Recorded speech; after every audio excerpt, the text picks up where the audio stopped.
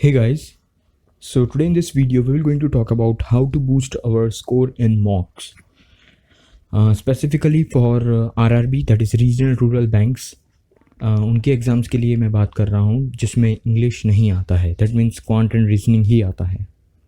Specifically for PO, RRB PO, regional rural bank PO, because previous day मुझको ये comment मिला and I want and today in this video we will going to talk about this. So RRB PO में कैसा होता है कि आपको English नहीं आएगा, क्वांट और रीजनिंग ही आएगा. तो क्वांट और रीजनिंग हमारा इस तरीके का होना चाहिए कि उसमें किसी एक सब्जेक्ट में हमारी बहुत अच्छी पकड़ होनी चाहिए. अगर दोनों में है तो फिर बहुत ही अच्छा है, बट किसी एक सब्जेक्ट में अगर हमारी अच्छी पकड़ होगी तो उसको हम कम टाइम में सॉल्व करके जो हमारा वीकर सेक्शन है उसको हम ज़्यादा टाइम दे सकते हैं. ये हम इसीलिए कर सकेंगे क्योंकि हमारे पास सेक्शनल टाइमिंग नहीं है, कंपोजिट टाइम का पेपर है ये, ठीक है. सो कोई भी एक को हमको ज़्यादा ब्रशअप करना है अगर हमारे दोनों ही वीक हैं तो. किसी एक में हमको मास्टरी करनी है एंड देन जो दूसरा है उसको हम किसी एक को हमने मास्टर कर लिया होगा तो हम दूसरे को ज़्यादा टाइम दे सकेंगे. सेकेंड थिंग मैं ये कहना चाहूँगा कि हमारे मॉक में स्कोर दो ही रीज़न है जिसकी वजह से नहीं आते हैं. एक है हमारे number of attempts and the second thing is accuracy. Number of attempts हमारे एक टाइम पे जाकर स्टक हो जाते हैं. अब इसका रीज़न क्या है? इसका रीज़न बहुत ही सिंपल है कि हम क्वेश्चंस नहीं अटैम्प्ट कर पा रहे हैं वो गिवन टाइम में. अब इसके दो तीन रीज़न हो सकते हैं क्यों क्वेश्चन हम गिवन टाइम में अटैम्प्ट नहीं कर पा रहे हैं. सबसे पहला तो अगर हमारा कंसेप्ट ही क्लियर नहीं है तो हमको क्वेश्चन का अप्रोच ही नहीं पता होगा तो हम क्वेश्चन नहीं अटैम्प्ट कर पाएंगे, ठीक है. ये बहुत बेसिक सा रीज़न है. दूसरा रीज़न जो मेरे संग भी हुआ था और बहुत सारे लोगों के संग भी होता है वो है कि हम क्वेश्चंस को शफल करने में लग जाते हैं. जैसे कि सपोज़ लेट्स से अगर क्वांट में हमारे मार्क्स नहीं इंप्रूव हो रहे हैं तो आप देखिएगा, ये आपने नोट करा होगा और ये आप अपने आप से पूछिएगा ऑनेस्टली कि आप जैसे ही क्वांट का सेक्शन खुलता है तो आप सारे क्वेश्चंस को आप स्किप करने लग जाते हैं. आपका एक भी क्वेश्चन सॉल्व नहीं होता और उसी चीज़ में आपका ज़्यादा टाइम चला जाता है. क्वेश्चन को शफलिंग करना कि इजी क्वेश्चंस ढूंढूं मैं पहले. हाँ, नो डाउट ये अच्छी तरीका है, but at least you have to give first 25 second of that particular question. जैसे ही कोई भी नया क्वेश्चन हमारे सामने आता है तो सबसे पहले के जो 20 से 25 सेकेंड हैं उसको जज करने के लिए दीजिए अपने आप को. आप विद इन 10 to 15 सेकेंड आप क्वेश्चन स्किप करके आगे बढ़ने लग जाते हैं. इसका मतलब क्या होता है? इसका मतलब ये होता है कि आपका कोई भी क्वेश्चन सॉल्व नहीं होता, जो ईजी है वो भी और जो टफ़ है वो तो होगा ही नहीं. तो इस तरीके से आपका टाइम वेस्ट हो जाता है और फिर आपके पास 1-2 मिनट बचते भी होंगे तो आपको समझ नहीं आता है मैं किस क्वेश्चन से अप्रोच करूं, कौन सा क्वेश्चन मैं करूं कि 2 मिनट में मेरा हो जाए.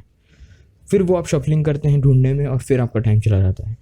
ये पर्टिकुलर रीज़न मेरे संग हुआ था and that is why I am sharing this particular experience with you. तो अगर ये आपके संग होता है तो आप थोड़ा सहम के पेपर दीजिए, थोड़ा पीसफुली पेपर दीजिए.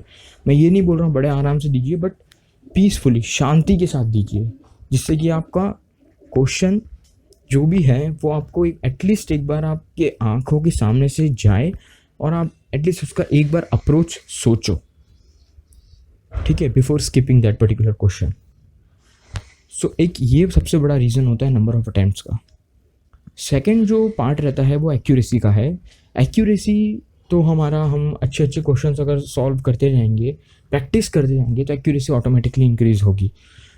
अब अगर एक्यूरेसी आपकी पहले से ही लो है तो आपको कंसेप्ट को ही गो थ्रू करना पड़ेगा, एक बार रिवाइज करना पड़ेगा और एक आधी क्वेश्चंस आपको वो पर्टिकुलर टॉपिक के लगाने पड़ेंगे, तभी आपकी एक्यूरेसी इंक्रीज़ होगी. नंबर ऑफ़ अटेम्प्ट्स तो विद टाइम हो ही जाएंगे इंक्रीज़. अगर एक्यूरेसी अच्छी है तो आपके मार्क्स भी फिर ऑटोमेटिकली बूस्ट हो जाएंगे. सो एक्यूरेसी के लिए मैंने कह दिया कि स्पीड है, प्रैक्टिस है, नॉट स्पीड. और नंबर ऑफ़ अटैम्प्ट्स के लिए थोड़ा सहम के पेपर दीजिए, थोड़ा रुकिए, 25 सेकेंड्स एटलीस्ट दीजिए कोई भी एक क्वेश्चन को और फिर आप शफल कीजिए आगे अगर नहीं आता है तो. इससे क्या होगा? इससे स्टार्टिंग में ये होगा कि आपके पहले थोड़े मार्क्स कम आएंगे, बट एक्यूरेसी ज़्यादा होने के कारण अभी जितने मार्क्स आ रहे हैं उससे तो ज़्यादा ही आएंगे और धीरे धीरे जैसे ही आपको अप्रोच पता लग जाएगा हर एक क्वेश्चंस का, फिर आपके हर एक पैटर्न के क्वेश्चंस आपसे सॉल्व होने लग जाएंगे और इससे आपका अल्टीमेटली स्कोर बूस्ट हो जाएगा। So that's all for now. I hope ये वीडियो आपको अच्छी लगी होगी and on this particular channel I will be going to upload RRB PO mock, that is real time RRB PO mock. जैसे मैंने ECGC PO का upload किया है, LIC असिस्टेंट का अपलोड किया है, ऐसे ही मैं RRB PO का मॉक लगाऊंगा और उसको रिकॉर्ड करूंगा and I will going to upload it on this particular channel very soon. So stay tune. अगर वीडियो अच्छा लगा हो so do like this particular video and do subscribe to this channel, and I will see you in the next video, and thanks for being here.